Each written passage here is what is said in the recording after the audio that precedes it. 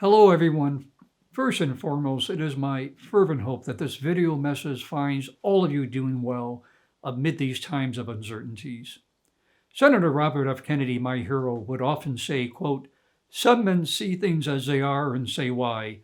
I dream of things that never were and say why not." In the spirit of those words, I'd like to take this opportunity to thank your president, Jim DeLugos, for this honor to serve as the first honorary scholar in residence at St. Joseph's College and for seeing the many why nots that can be realized through collaboration. I sincerely look forward to a very special year on campus and fully embrace this unique opportunity to share all that I have learned while at the same time embracing new learning venues with all of you. In May of 2019, I was equally honored to be your commencement speaker. Wow, how much the world has changed from that sunny May Saturday in Standish, where our life seemed so much simpler, unified, and socially connected. However, it is through the lens of this pandemic that I and so many others have come to understand more deeply the significant concerns and opportunities associated with the themes that I articulated in that commencement address.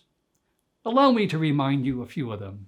First, I truly believe we need to create a more compassionate society, and it is my fervent hope that in addition to herd immunity, we will also have herd compassion and herd kindness coming out of this pandemic. In the next year, and working alongside future leaders here on campus, I will be working to finish my second book titled Profiles in Compassionate Leadership, which will highlight a group of men and women from all ages, all economic levels of society, who have clearly demonstrated the values of compassionate leadership. As someone who has created companies and who has served as a corporate CEO, I have come to understand that compassionate leadership is not weak leadership, and rather it is the core to how one can successfully influence a community to believe we can be better and that we can do better. This leads me to my second message and concern, and that is addressing the new chronic condition of the 21st century called loneliness. This condition impacts not only the vulnerable populations like the elderly, its impact and toxic effects are now felt across all age groups, and it does not discriminate against anyone. COVID-19 has unfortunately amplified loneliness and social isolation, and coming out of this pandemic, we have had a major wake-up call, recognizing the many challenges associated with social determinants of health, where you live, where you eat. Your financial makeup has more of a determination on your health outcome than your genetic code. And hence, through our partnership with St. Joseph's Institute for Integrative Aging, it is my hope that we can build a sustainable platform for lifelong learning that will continue to support the need to ensure that every single life is deemed relevant regardless of one's age. Last but not least, in the category of priorities, we need to do a post-mortem of the last 6 months and examine the enormous changes currently taking place within our society.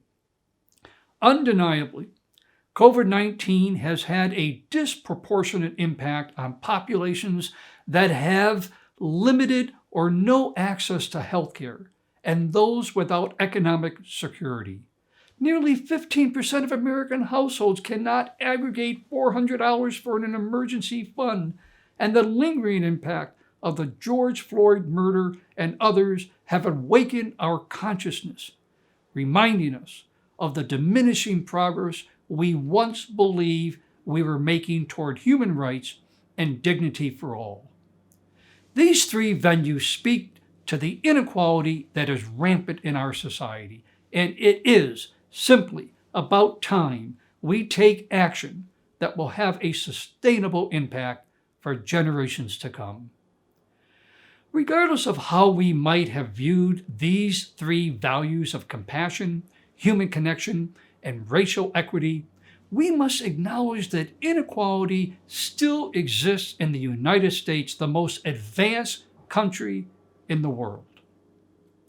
The Honorable John Lewis, a remarkable man who I had the pleasure to meet several times, once said, quote, "When you see something wrong, say something, do something," end of quote.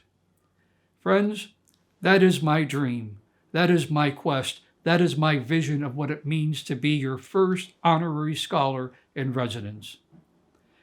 Senator Robert F. Kennedy often quoted from the French philosopher Camus, and one of the favorite quotes that he would often use is the following, quote, "Perhaps this world is a world in which children suffer, but we can lessen the number of suffering children. Let this be our mission.